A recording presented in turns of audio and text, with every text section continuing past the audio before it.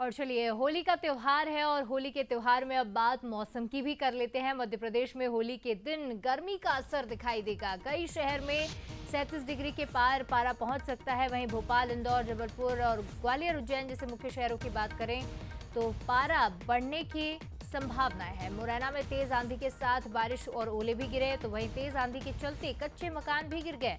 25 घायलों को अंबा अस्पताल में भर्ती कराया गया है। ये बड़ी खबर आपको बता रहे हैं। अस्पताल में बिजली सप्लाई भी ठप रही, तो वहीं मोबाइल की टॉर्च जलाकर घायलों का इलाज करना पड़ा है। तो ये बड़ी खबर आपको बता रहे हैं। 10 में से 5 साल होली दूसरे पखवाड़े में आई है।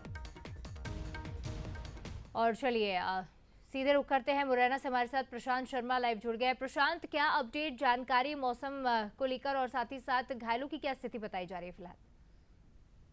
देखिए, बिल्कुल जिस तरीके से मौसम का जो कहर है वो मुरैना में बरपा है। मुरैना में देर शाम आई तेज आंधी और बारिश ने जमकर तबाही मचाई है। मुरैना के अंबा और पोरसा इलाके में कल देर शाम एक तेज आंधी आई और उसके बाद बारिश और ओले पड़े, तो कहीं न कहीं जो मौसम का कहर है वो देखने को मिला है। इसके बाद जो मुरैना अंबा में जो मेला संचालित हो रहा था, उसमें जो अस्थायी जो दुकानें लगी थी, उनमें टीन शेड लगे थे, वो उड़ गए, जिस कारण 2 दर्जन से अधिक जो लोग हैं, वो घायल हुए हैं। जब घायलों को अस्पताल ले जाया गया, तो उस समय शहर की जो लाइट थी वो कट गई, जिस कारण पूरे अस्पताल में अंधेरा पसरा रहा और उस समय जो घायलों को इलाज के लिए जो सुविधाएं देनी थी वो कहीं ना कहीं देखने को हमें नहीं मिल पाई, क्योंकि जिस तरीके से डॉक्टर्स वहां मेरे पैरामेडिकल जो स्टाफ था, उन्होंने मोबाइल की टॉर्च से जो घायलों का उपचार किया, तो कहीं ना कहीं जो जिम्मेदारों की लापरवाही है वो जरूर देखने को मिली है। इसी के साथ पोरसा और अंबा इलाके में दोनों में जो खेतों में जो सूखी फसल खड़ी थी वो बारिश से कहीं ना कहीं खराब हुई है, क्योंकि इस समय कटाई का समय है और जो लोग हैं, जो किसान हैं, वो अपनी फसल को काटने के लिए तैयार कर रहे हैं और इस समय फसल की कटाई हो रही है। तो लेकिन उससे पहले बारिश हो जाना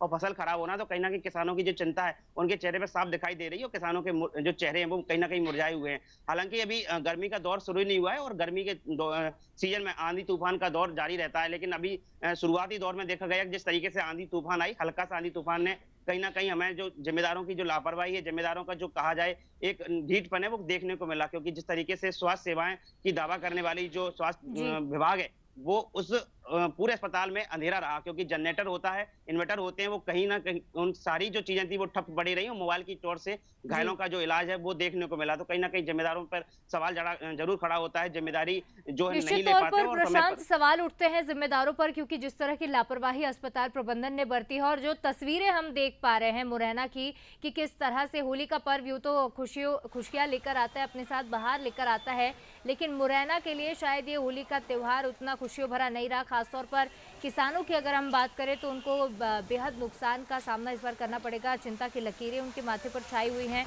और साथ ही जो हादसा हुआ है, 25 लोग जो घायल हुए हैं, उनको भी देखिए, उनका भी इलाज जारी है अंबा अस्पताल में। जो इस तरह की लापरवाही बरती गई, निश्चित तौर पर देखना होगा कि क्या एक्शन उन पर लिया जाता है। फिलहाल